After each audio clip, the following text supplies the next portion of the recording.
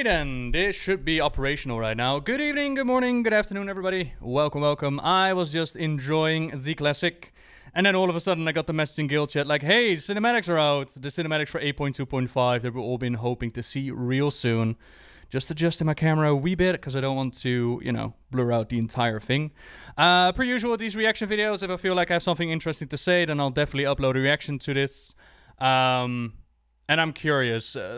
First initial thoughts is we left the war campaign with Bane saved and Bane telling Jaina like, tell your prince you will not stand alone, and everything is pointing towards a Garrosh 2.0. And my honest hope is that we're going to get something else than just Garrosh 2.0. There are a couple of storylines, a couple of threats that are going on in Battle for Azeroth that have a different kind of plot. Like there's the whole Vol'jin spirit and the afterlife and a boss behind Bonsumdi, which is something they could do with, especially with Sylvanas. There is Navanos taking Zalatath into Nazjatar, which we're not entirely sure about, like what's going on with that one. And of course, N'Zoth, the old god, is released. He is out there. He is doing his thing. So how is that going to play out?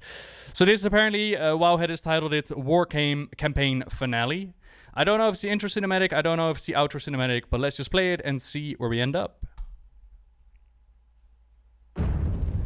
Anduin, Sylvanas' actions have threatened us all. And day by day, her power grows. Instead of Fedamore, If our world is to survive, we must strike while we still can. Meet with me, and we will speak. Valera in a cutscene, very nice. So few. How many can you provide? Enough for one final assault. If that fails, we're done. If we end her reign, what kind of war chief will you be?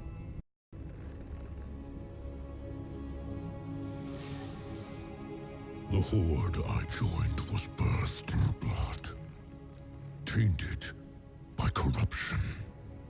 The road that led to the Dark Portal was long and wide, paved with the bones of innocence. We called it the Path of Glory.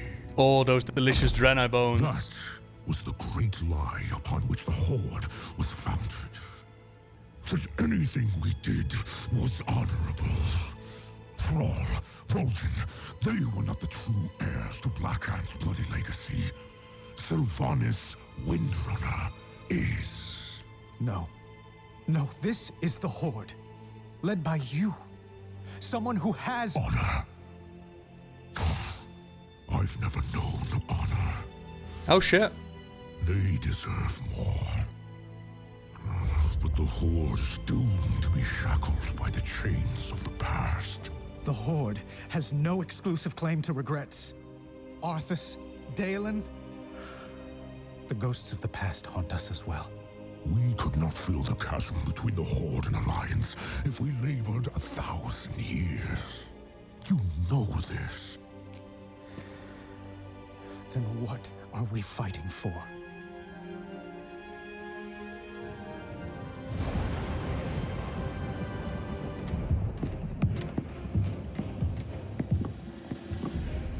Soldiers, on your feet! Start breaking camp immediately! Lord Saurfang? Zakan, where is our home? Orgrimmar? Not our city. Our home. Azeroth. And ours? Azeroth. Right now, there are only two forces in this world that matter. One bent on harming our world. And one that will protect her. So, what are we doing? Breaking the cycle. Yeah, okay. Hang on. Right, okay.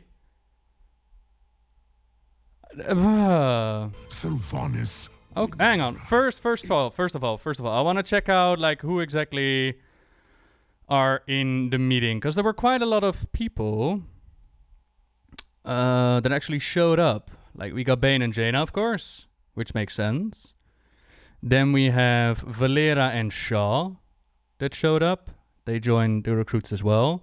We have Lorfmar, Verisa... Oh, sorry, Felistra even, Vrol... My head is full of classic right now. Vrol, Rexar... Mela is in the background right there. Very nice. Zekan, aka Zappy Boy. And then we're gonna decide, like, faction war? What faction war? We got an old god to fight. We got a world to defend. Couldn't you have figured it out at the start? Like, really? So yeah, there's like this cycle of hatred. I love Verisa. Of, oh my god, not Valera? Valera Sanguinar! Valera, that's the name I was looking for. Jesus, that took me way too long. I have been absolutely playing way too much Classic. Right. So what's happening in the cinematic is we're discussing like battle plans. What are we gonna do? Are you gonna be our war chief? And Sourfang is like, nah, because, you know, the Horde is built up.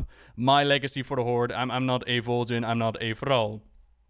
I go back to the days of the Black Hand with the Path of Glory. And for those that are unaware, you can check it out right now in Outland as well. The Path of Glory is like the road that leads up to the Dark Portal. But if you zoom in on it, you can see like all these bones and skeletons in it. It's pretty much a path made out of the Draenei bones that were killed by the Horde. Then Anduin rebuttals with like the Alliance does not have clean hands. We also have a Dalen Proudmoore. We also have an Arthas that caused a whole bunch of problems. You know, we're not entirely clean either. So what are we going to do to break this cycle? So this is War Campaign Finale, Sourfang and Sylvanas Cinematic. Let's see what we got.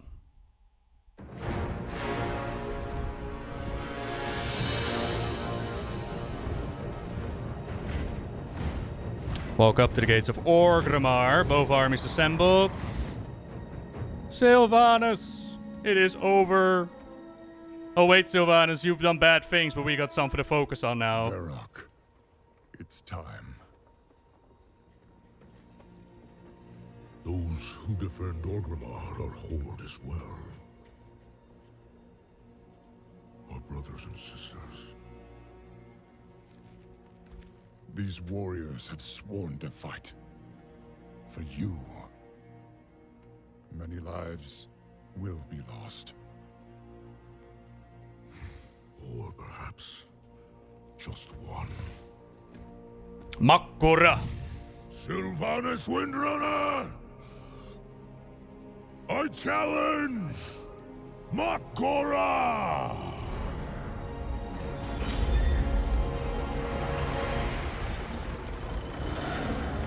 And the Mak'gora being an honorable duel to the death. I don't think Sylvanas actually has to hold up that. A traitor leading traitors. Why should I accept your challenge? You want to make me suffer.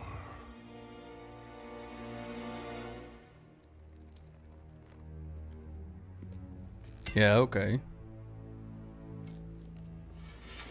We having a proper Mak'gora. Now this is something worthwhile to watch. Brother, you cannot win. What? My old friend. You and I.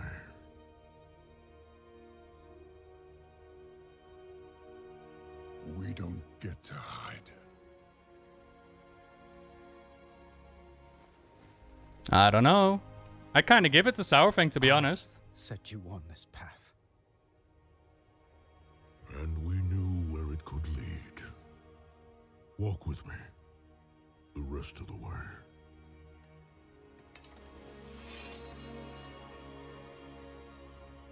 What? Are you gonna give him Charlemagne? Oh shit. Oh, what? Alliance and Horde embodied in the weapons. Very cool.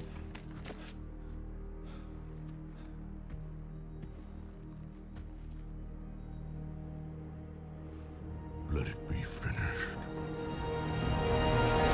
Enough talk. Let it be finished. Whoa.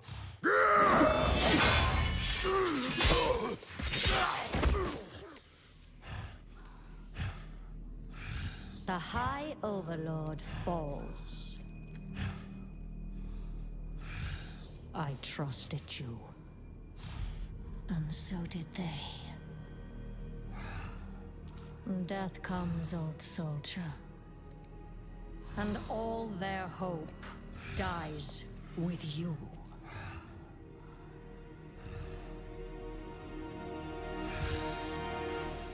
You cannot kill hope. You tried at Teldrassil. You failed. Hope remains. You set us to kill each other at Lordaeron. You failed. Here we stand. You just keep failing. The Horde will endure. The Horde is strong. Oh shit! Fuck her up, dude! The Horde is nothing! Uh-oh. Oh, you did an oopsie, Sylvanas.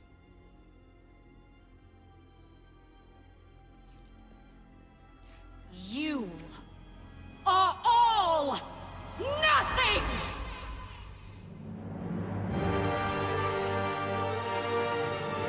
For us!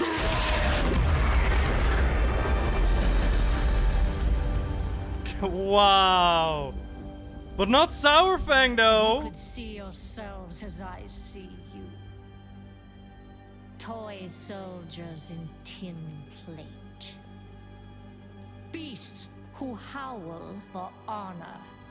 Standing as one. Savor it. Nothing lasts. Did she just rocket away? Aw, poor Sourfang, though.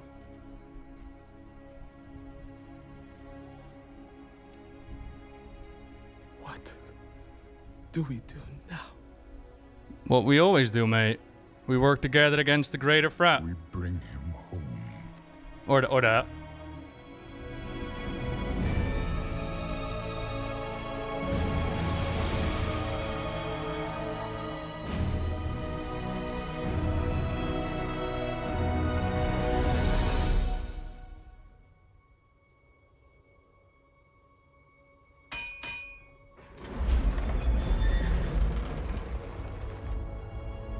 Hmm.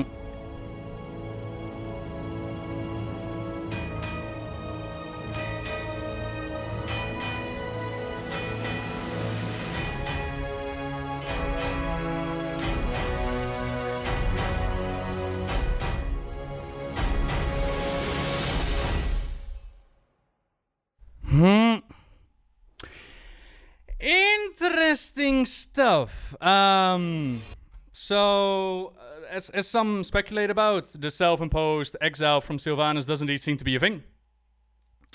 She was challenged to Mak'gora by Sourfang. Honorable duel to the death in the idea of you want to make me suffer. I'm actually surprised at how powerful Sylvanas is in a one-on-one battle with someone like Sourfang, but besides that, the old soldier giving his life for the sake of the Horde is one hell of a way to go.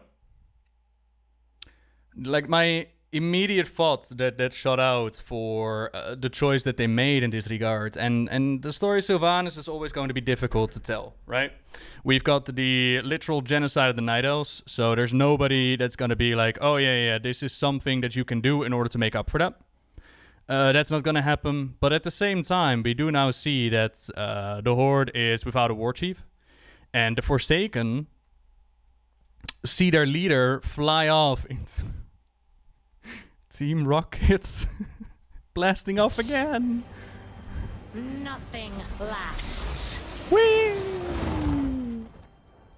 And the Forsaken, they see their leader pretty much abandon them. And this falls in line with her character, right? Sylvanas, her whole motivation, and we talked about this many times before, her whole motivation is to stay alive. She does not care necessarily about the Horde.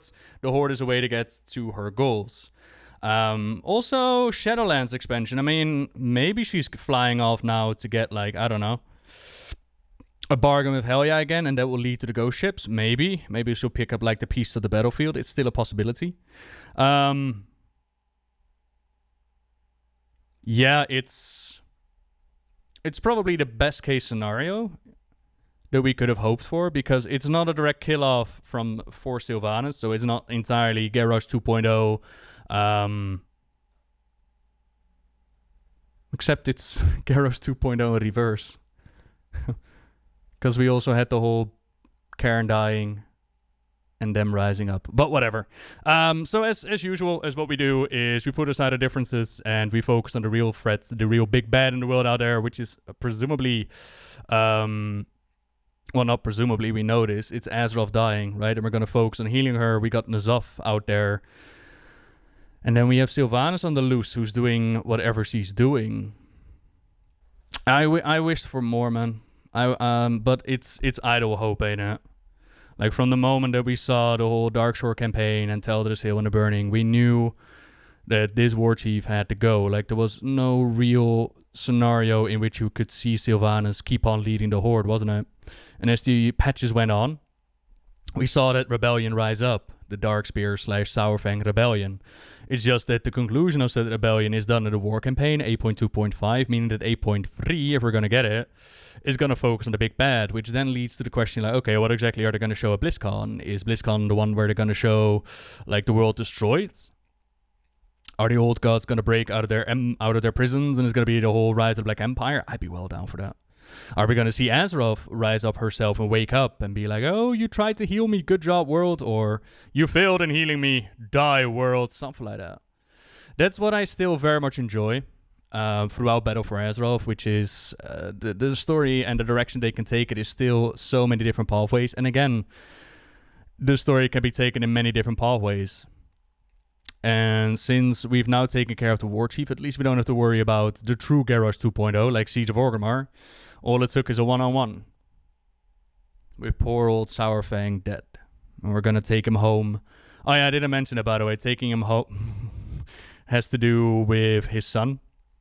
It's the same with what he said at the beginning, with like, let it be finished. That's also what Dranor's Sourfang said as he charged the Lich King in the Wrathgate cinematic. Enough talk, let it be finished. And maybe that's what they're hinting at here. Sourfang saying the same to Sylvanas, like she's becoming more and more like the thing she tried to fight against, which is true. At the end of Wrath of the Lich King, she took care of Arthas, she accomplished her goal, and ever since she's just been trying to stay out of hell, and in the process becoming more like Arthas, more like the thing that she tried to fight against. Wrath of the Lich King, next expansion, I mean, maybe. Again, there are many different pathways they could take this in, but all in all, like opinion about the cinematics, enjoyable. Probably one of the best case scenarios we could have hoped for. And interesting stuff. Can't wait to see the future. But by all means, let me know what you think about it. Like, especially you Forsaken players out there that are really loyal to Sylvanas. Like, what are you hoping for? Again, I'm seeing this without context of in-game questing. I don't know if those that have decided to quest with Sylvanas to stay loyal to the War Chief, I don't know if they get like a special little nugget in which they go track down Sylvanas and be like, hey, War Chief, where did you go? Or is it like complete disconnect? She has told the Horde that they are nothing to her, and now Forsaken players are forced to make the choice between the Horde and the Banshee Queen, and the game is making the choice for them to be with the Horde. What if you are Forsaken that feels way more connected to the Banshee Queen? What then? Interesting stuff, and I really hope to hear from you guys and girls. However, I'm going to quickly render this one. Thank you very much for watching so far, and tomorrow on Twitch I'll be streaming the war campaign as it's available on live. It's probably going to be in parts again, at least that's what I expect, so we'll be live tomorrow. Thank you very much for watching, everybody. And of course, just as I close down everything, I noticed that while it is posted that indeed, if you've chosen to decide to side with Sylvanas, you get a little bit of extra. Players that have chosen to side with Sylvanas in the war campaign get a unique finale, revealing more Sylvanas' master plan. Warning, there are spoilers. Sylvanas has struck a bargain with Azhara as part of her plan to master death. It appears that Sylvanas wants us to fight N'Zoth, racking up countless of casualties. But she's also not exactly on N'Zoth's side. She wants him to serve death as well. Will this work out for Sylvanas? We thought that Azhara was a bit out of her league standing up to N'Zoth and wanted to be his equal. But Sylvanas seems to want to take things a step further, having N'Zoth serve her. After Sylvanas flies off after defeating Sourfang, she goes to Windrunner Spire, her ancestral home. And Squishy, on the Wildhead side of things, has recorded this part. Champion. I wasn't certain you made it out of Orgrimmar. If the traitors knew of your service to me, they'd have put you in irons. Or worse. Sarfang's ill-considered challenge may have ended the war prematurely, but it doesn't matter now. Countless souls have been fed to the hungering darkness. Though I cared nothing for the living, I did pity the Forsaken, for the great injustice that made them what they are. I understand the cruelty of fate better than anyone. But despite all I taught them, they stubbornly clung to hope, to life. They will learn the truth, along with all the rest. My bargain with Azara will yet bear fruit. The armies of Azeroth will fight her master, and he will line their streets with corpses. In the end, he too will serve death. Enough reflection. There are preparations to be made. Nothing lasts. When next you see me, you will understand.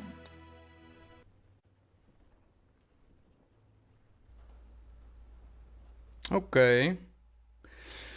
So the idea of her going Lich King, like I sigh, right? I sigh a little bit, but that's not because this is awful or anything.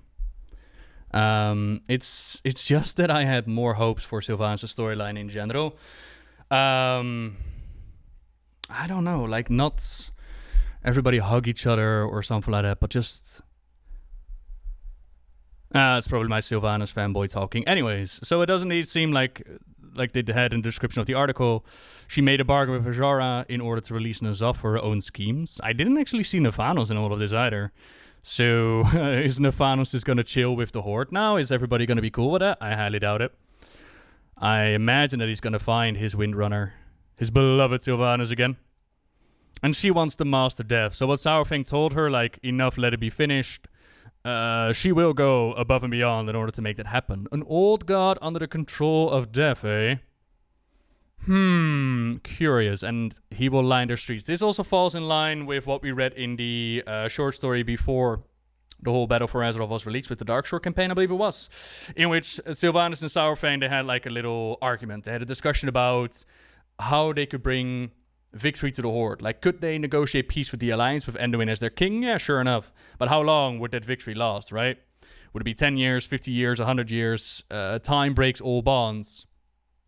And that was pretty much Sylvanas, her argument. Like, even if we are able to get some sort of peace going with Anduin, that might not last. So their plan was to dominate the Alliance, have them fighting within, and then chip them off one by one and maybe absorb them into the Horde or just, defeat their enemy.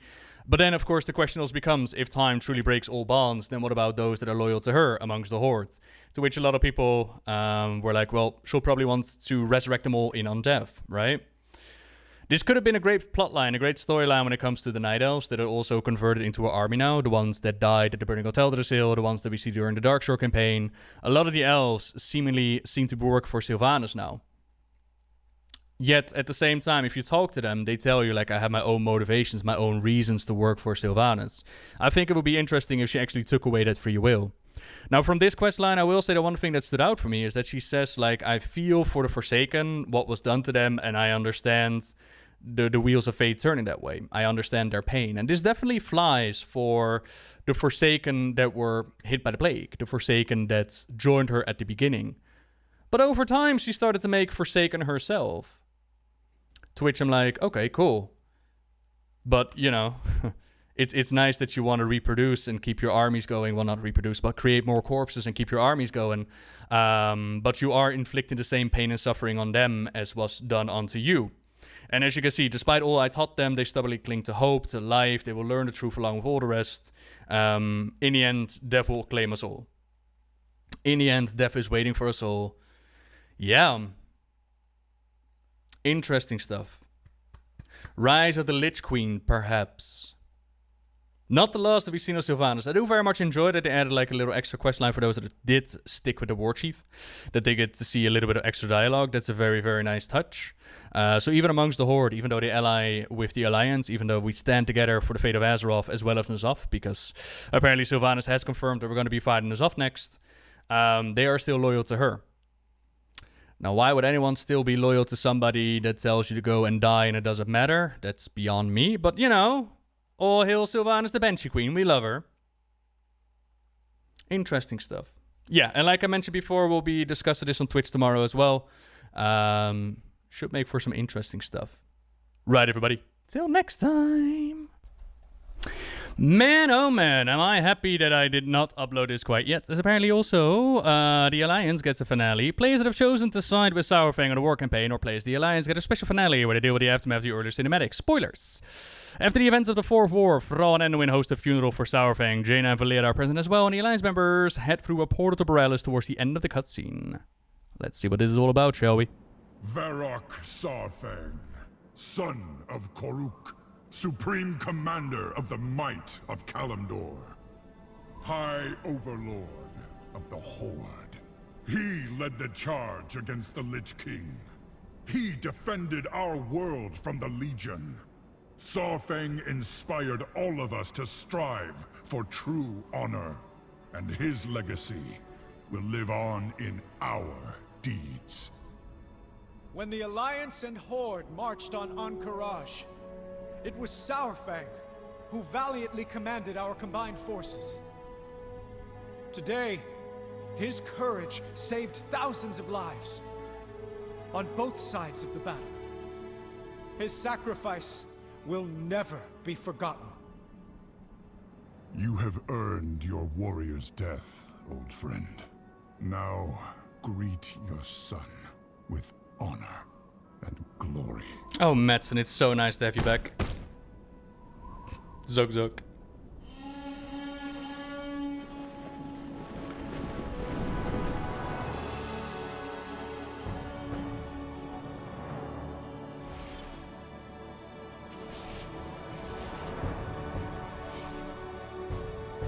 Goodbye, lover. See you soon, baby. Sorry, couldn't resist. Ha! Neat. Okay. So let's do a quick head count, shall we? Like, who do we see? Who comes to the funeral? Grona, Ettrick, Zappy Boy, Bane, Lorfamar, Rokan. Oh god. Oh, names. Leader of the Blood Knights. There we go, Liodrin. Rexar. Gotta imagine that Gazlowe. I don't see a Gallywix, actually. Anybody see a Gallywix? Oh, Gallywix. Might of Kalimdor, High Overlord of the Horde. He led the charge. He's got a twitchy leg. He's not dead yet. We can save him. World from the Legion. Sarfang inspired all of us to strive. Imagine that's the player, by the way. The one standing there. And then a whole bunch of people. Where the frick is Gazlowe at? Like Mela, I'm pretty sure Mela's on the left. Where's Gazlowe? Of Gallywix, sorry. Our deeds. When the Alliance and Horde marched on Ahn'Qiraj, it was Saurfang who valiantly commanded our combined forces. Today, anybody spotting a Jester Gallywix? Maybe in his mech suit somewhere.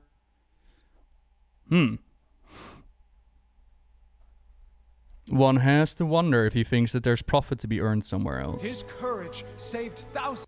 I mean, they got G Firepaw in there, surely. Is that Nephanos? On both sides of the battle.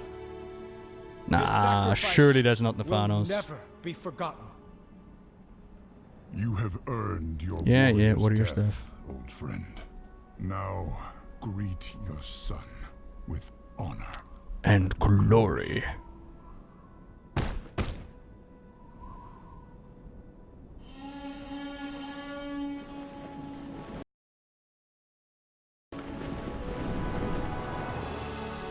It seems to be Orc. So Nephanos not there, Gallywix not there. Some of the members that people suspected to be on the other side are present. Like Garona for... Well, no, not Garona. The Mak'gora orcs, for example, they're there. Which kind of interesting to see. Sorry, I'm just obsessed with this head count right now. Saw 5. Poor Zeppy boy. Poor Zeppy boy. Alright. Very, very interesting. So all in all, I've gotten a moment to let it sink. What do I think a bit about this cinematic? What do I think about the storyline?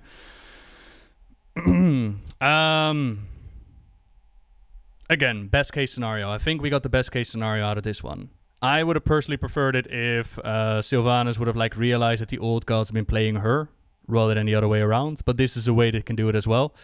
It's interesting to see that Sylvanas is still going above and beyond, and that she's ready to abandon the Horde. Of course, Saurfang drew it out of her. In the heat of battle, she shouted, like, the Horde means nothing to me. So finally, her true motives are out in front. Maybe that model, actually, that Goblin model is supposed to be Gallywix rather than Gaslow. And they just didn't use the right model. So yeah, Sylvanas abandons the Horde, which will lead into his own storyline and will probably flow into the whole Vol'jin following him around and trying to figure out, like, okay, who exactly wanted to make Sylvanas war chief then? Because that is still something that's being manipulated as. Like, Sylvanas has been using the Horde for her own goals, which is staying alive. And in her mind, in her eyes, in the end, Death will claim us all, which is not incorrect. Of course, Death will claim us all. In her case, however, Hell is waiting for her, which is why she so desperately tries to want to avoid that. Whereas other people, like Saurfang, he was ready to get his honorable death all the way back to the Siege of Lordaeron. Wow, it seems like a really long time ago. Anybody else have that feeling that it just seems like a really long time ago? Thrall has returned to the Horde and he's helping them out with this little crisis. Does that mean, like, out of the people that are here right now, like, who would step up to take the mantle of leadership? We haven't really spoken about that yet. A lot of people have suggested the idea of no more factions, that the Horde and Alliance are just going to mix and mingle. But I've always been on the mindset of there are too many mechanics in game, there are too many people that feel honor towards their faction, too much pride. Like, for the Horde and for the Alliance feels very strong amongst the player base. And they wouldn't necessarily be down with actually the factions merging, that's no longer the case. Yet at the same time, we do fight the big bads time and time again. So on a mechanical level, I would be well down for it, but to see the factions completely disappear, it would be entirely mind-blowing in my mind. Not impossible, but very much mind-blowing. There's always something that's stirring between the factions in it. It's always Warcraft. But in a battle against Nzaf, as previous old gods have found out already, a united Azeroth standing up against something like Cthulhu or Yogg-Saron is absolutely terrifying for them, which is why they always work on ways of separating them. And Sylvanas trying to gain control over Nzaf. Is she completely delusional, or is there something to be said about it? I mean, she took out Saurfang without a single problem. Mother ducking Saurfang, so the sky's the limit, I suppose. I mean, he was an old orc fighting a wicked powerful Banshee. Interesting stuff, man. Again, I can't wait to see what the future's going to bring. I really can't. I'm very excited about BlizzCon. Rumor in the hallway has it that it's going to be one BlizzCon to remember. And just all in all, I'm very excited to see where this story is going to go and what the point of it all was. Because what was the point of making Sylvanas the war chief? What was the point of the burning of Teldrassil? What was the point of fighting one another again? And you could say, like, we needed a reason to fight one another, and it's just, you know, it's the game that you play. But most of the time, there's actually a reason behind it. Most of the time, there's some sort of motivation. So where's it all going to go? Where's it all going to lead? Cannot wait to find out. For the cinematic itself, like, the team that works on these cinematics, I'm always very, very excited about. And seeing Saurfang get, like, Charlemagne and split that up is badass. Horde and Alliance embodied into one single being, fighting over the fate of the world, one-on-one. Laying down your life, finding your honorable death in order to secure the future for the faction that you love so very much. For the world in general, that's, you know, we are fighting here for Azeroth. I wonder where this is all going to go. But yeah, by all means, again, let me know what you think. And I just noticed I'm very much in the spotlight. Ooh, right. See you later, everybody. Bye-bye.